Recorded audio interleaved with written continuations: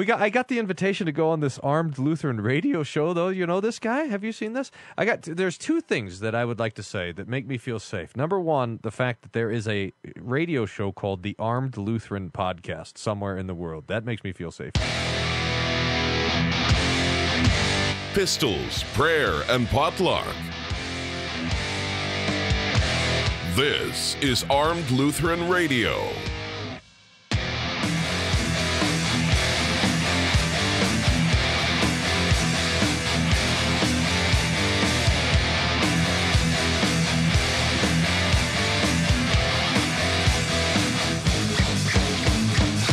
Hey folks, welcome to another episode of Armed Lutheran Radio, a show about guns, hunting, competitive shooting, the natural right of self-defense, and what God's Word says about the issues surrounding gun rights and gun ownership. I'm your host, Lloyd Bailey, the Armed Lutheran, and this is episode number 425. Welcome aboard. Welcome to all of you who are new to the show.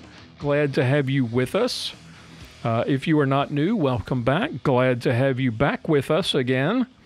Hope you got a chance to check out episode 424, which was our election night live stream where we watched not all, but a lot of. We wrapped it up a little after midnight when we just decided, okay, we're not going to know tonight. Well, we're done. I really never expected that what would happen just a few hours later. This episode 425, by the way, is the first episode since our historic election day victory by Donald Trump in the 2024 election. The red wave that we had hoped and expected in 2022 and didn't materialize in 2022. Came forth with gusto in 2024.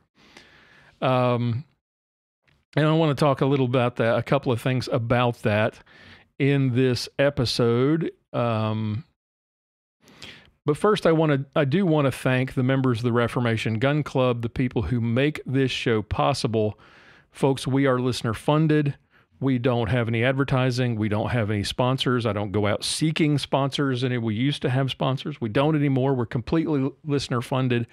And that means that we rely on the donations, essentially the support of the people that we call the Reformation Gun Club, who through their annual contributions, we now take those contributions through Give, Send, Go.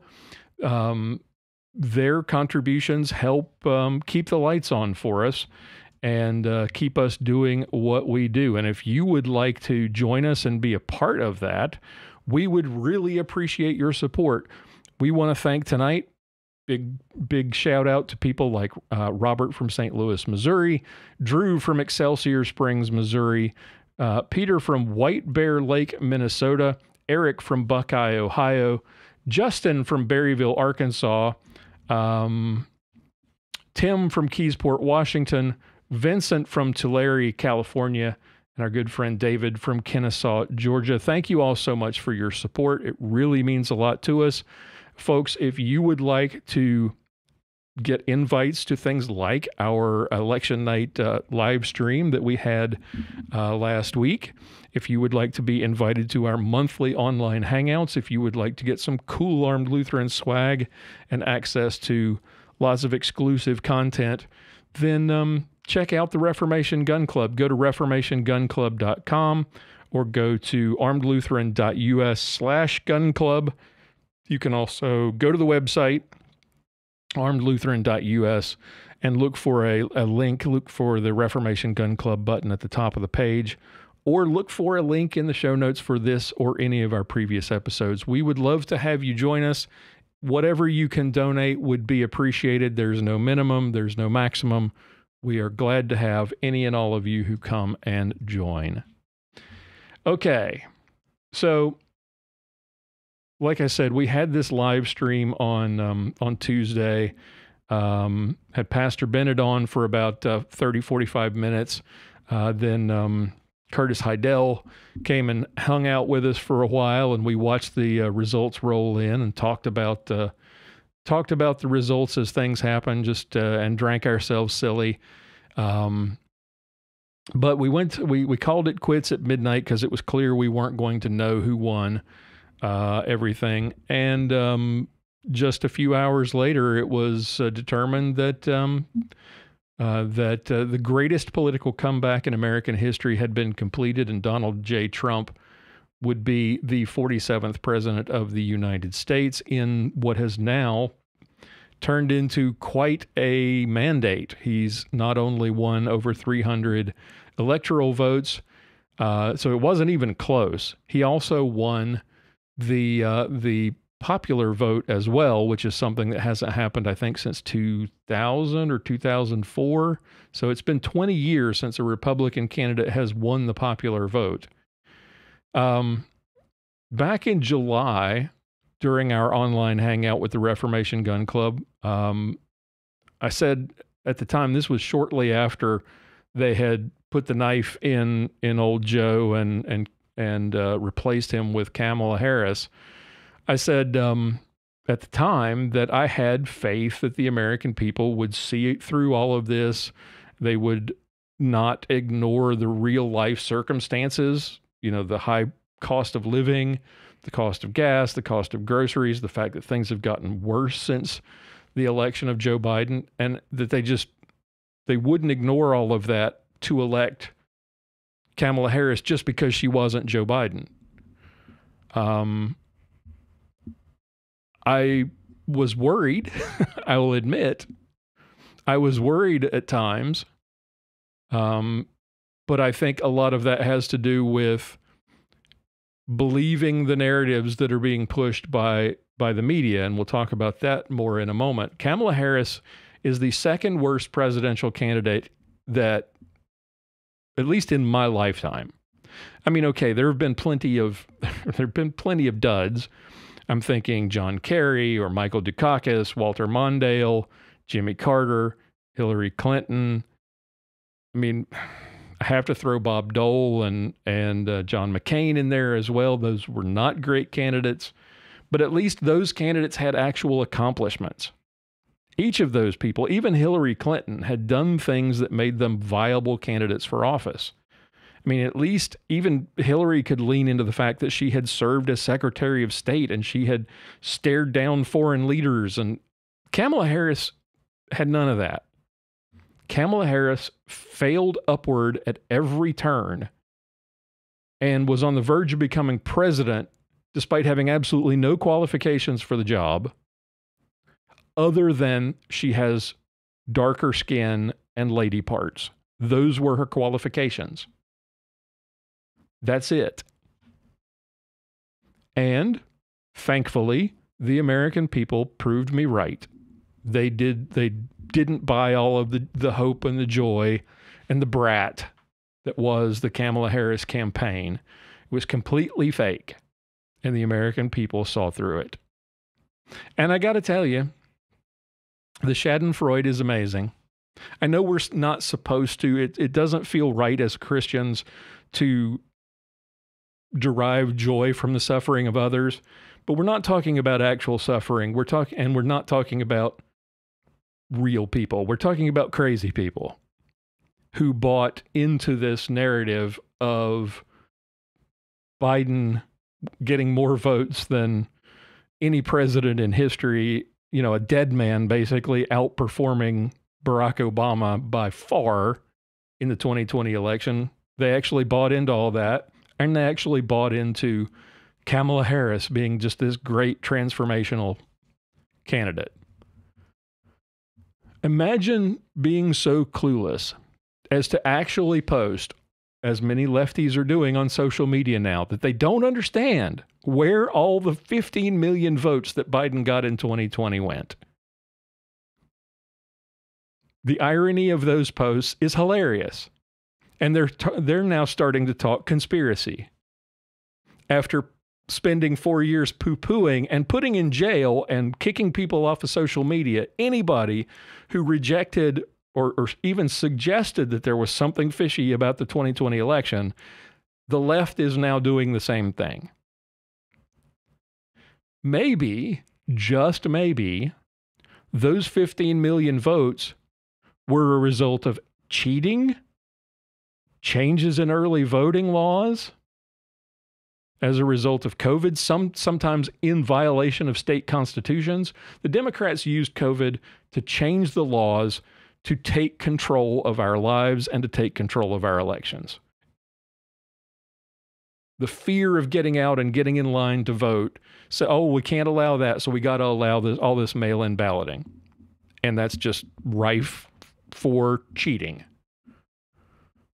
Now, I'm not suggesting there may have been cases, I don't know, this wasn't proven, of people coming in at the last minute and dumping giant boxes full of ballots. But I believe there were a lot of shenanigans with mail-in ballots. We do know that there were precincts that were counting mail-in ballots where they weren't even signed. They couldn't even verify who the people were. They weren't in the proper envelopes. We know all that kind of stuff was going on. But imagine being so clueless as to post that you don't understand where those 15 million votes went without actually wondering, well, where did they come from in the first place? But also, some part of the loss of those 15 million votes is because there's just generally not any real enthusiasm for Kamala Harris. I mean, 4 months ago, she was one of the least popular vice presidents in history, and suddenly she was going to be transformative and jazz up the base? No, it was all smoke and mirrors. Whatever little bit of enthusiasm there might have been, it was all manufactured, and it was all fake. I saw people claiming, oh, I don't understand. I mean, she had huge crowds. No, she didn't. Unless she trotted out a celebrity to make people think that they were going to a political rally to hear some musician play, and then they left pissed off because the musician didn't play because they had been fooled. They really think that people were jazzed to go out and vote for Kamala Harris. Why would they be? This is what happens when you watch nothing but the mainstream media and you get high on your own fumes. You lose touch with reality. That's why my gut and my heart was saying there's no way we're losing this election. But you'd see in the media all of this fake enthusiasm for Kamala Harris. And you really started to wonder if your gut was right or if what you were seeing on the media is right. And if all you're watching is the mainstream media, then you're out of touch. And actually, let me correct myself there. They're not the mainstream media. They are the legacy media. The mainstream are actually now podcasters like Daily Wire, The Blaze, Theo Vaughn, Tim Pool, Joe Rogan. Those guys are mainstream now. Outlets like X, where people go to get their news, or writers on Substack, or podcasters on Local. Those people are actually more mainstream than the major news networks and the major print newspapers. So if you're getting your news from those major networks, or worse yet, print newspapers, you're basically confining your news to a very, very narrow and only one worldview. So it's really sad that so many Americans are just blindly willing to vote for somebody based on an endorsement from Cardi B, of all people, or the actors from the Avengers. The truth is, and I had optimistically expressed this back in July, that Americans were going to look at their wallets, they would look at their paychecks, they would look at their gas and their grocery bills and their taxes, the crime on their streets in their cities, and they really don't want to be preached to by a bunch of rich people who make a living pretending to be other people like Mark Ruffalo or Chris Evans or Scarlett Johansson or you name it. Those people are clueless about the lives of everyday people like you and me.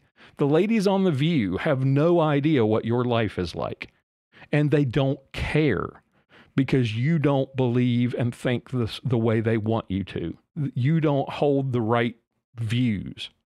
They look down on you. They despise you because you are bitter clingers with your guns and your silly notions of religion. You're a bunch of racists and sexists. You don't know what's good for you. That's why you need them to tell you how to live your lives. And it's scary that they think, I mean, how narcissistic and how self-centered do you have to be to deign to preach to people, to be that out of touch and to preach to people what you think is best for them? That's crazy. That's scary that people actually listen to them and take them seriously. And speaking of scary, as you know, we have talked many times on this show and in my music and in a very excellent book, signed copies now available, called Duty to Defend. We've talked about your duty to defend. The name of that book was suggested by Reverend Gavin Mize, and it's a profound idea, which is why I chose it. Because it is, there's two sides to it. On the one hand, as we're in our vocation as Christian, we're called on to defend God's word from those who are unbelievers or heretics. But we're also called in our vocation as parent, as citizen, to defend our families, our loved ones, our neighbors from those who would do them harm. And if you'd like to hear out more about that duty to defend, you can find the book on Amazon, or you can go to the website. Signed copies now available. So, and this struck me reading some of the things that I saw from parents on social media who sadly are failing horribly in this responsibility. Now, I think we fisked an article similar to this following a school shooting. I'll have to go back and look. But there was an article that Pastor Bennett and I fisked a ways back where the mother, where the author was talking about the fear that her child had about going to school and about the likelihood that they would be killed in a school shooting. And we chastised that writer because they were creating that fear. They were sharing and amplifying that fear in their child. And we're seeing the exact same thing when it comes to Donald Trump. Now, sadly, there are tons and tons of parents in America and around the world who fail in this responsibility to defend. We see plenty of examples of abuse and neglect on the news. We know there's plenty more that we don't hear about. But there's a sad example that, like the mother who didn't protect her child from the fear of school shootings, despite the fact that a school shooting is a minuscule, the risk of dying in a school shooting is so infinitesimally small. But we're seeing examples on social media of leftist parents who are sharing stories about how their children are scared because Donald Trump won the election. Parents telling about how their children are weeping and worried because someone that their parents doesn't like won a democratic election. And let me just say right here, if you're one of those parents, you suck as a human being. Because your job, first and foremost, is to protect your children. And if they're scared because of the outcome of any election, let me suggest that the problem is you. You are a failure as a parent because you have taught your child to fear. You are the reason for their suffering. You are the weak-minded, weak-spined person who has decided to allow your own irrational fears to affect your children because you're so stupid that you actually believe that someone who was democratically elected in the United States is actually going to become a dictator. You believe that he's going to put black people in chains and bring back slavery. You believe. This is how stupid some people on the left are, and it absolutely drives me nuts. I don't know what is worse.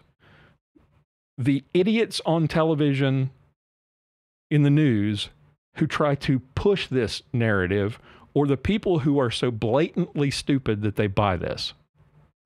If you believe this stuff, and you're sharing it with your children, you're allowing this stupidity to affect them and their mental health, you are a monster. You are an absolutely terrible parent. Even if, for the sake of argument, let's play a little mind experiment here. Even if those fears were true, and they are not, they're stupid, your job is to protect your child and shield them from the unpleasantness of life. Once they're children, you're supposed to prepare them for adulthood, yes, but that doesn't mean saddling them with irrational fear. You know, I think of this story, and I can't remember, there's a book. I can't remember the name of the book. You'll have to clue me in on this. It was on my daughter's reading list this last year. The story of these Jewish parents on the eve of the Holocaust who spared their children the fear of the actual murder and terror that was coming. They continued with their daily routines and their lives. They shielded their children. They continued to play. And they shielded their children from fear of actual evil, not just irrational fears. They saw what was coming. They knew what was coming. And they protected their children from that fear so that they could enjoy their childhood. What end is served by making your children fear the future? Especially when you live in the freest and most prosperous society in the history of the planet. I can only think of one reason for this. You want them to fear so that they grow up to hate the things that you hate and the people that you hate, and to care about the causes that you care about. These are the same people who chide Christians for daring to indoctrinate our kids with our values. These same people are using their values to indoctrinate and to twist the mental health of their own kids to further political goals. Now, they're right about us. We do want to indoctrinate our children and share our values with them because we want them to grow up and be good people and to love God and for their souls to be saved. But the left has replaced God with government. Politics is the new religion in our secular society. It's what gives people who have walked away or turned their back on religion and turned their back on God.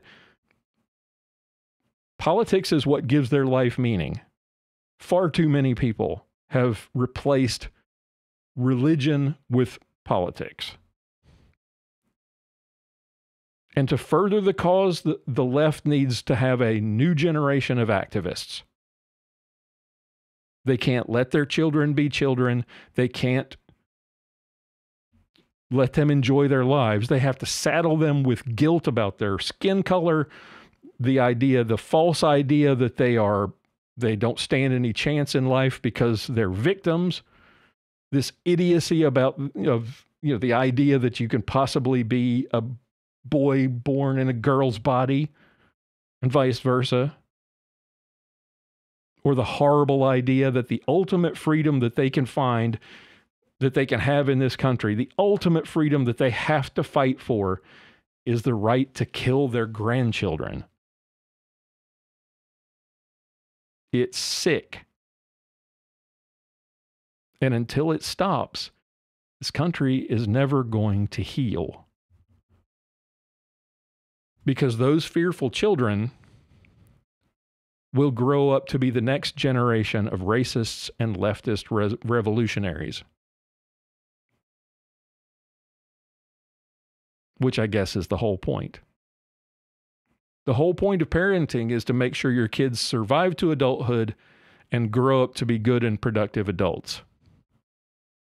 The difference between us and them on the left is how you define good and productive.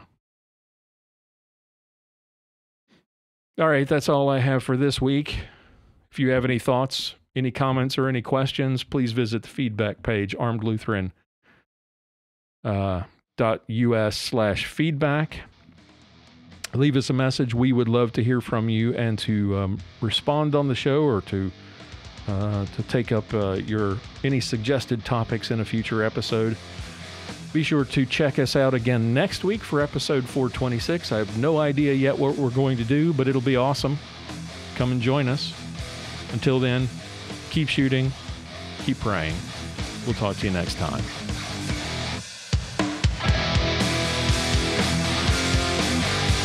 For show notes, be sure to visit our website at www.armedlutheran.us. Check out the Facebook page, The Armed Lutheran, or join our Facebook group, Fans of Armed Lutheran Radio. If you like what you hear, please leave us a comment on our feedback page at armedlutheran.us/feedback, or a review on iTunes, and let us know what you think. Thank you for listening to Armed Lutheran Radio, a member of the Self-Defense Radio Network.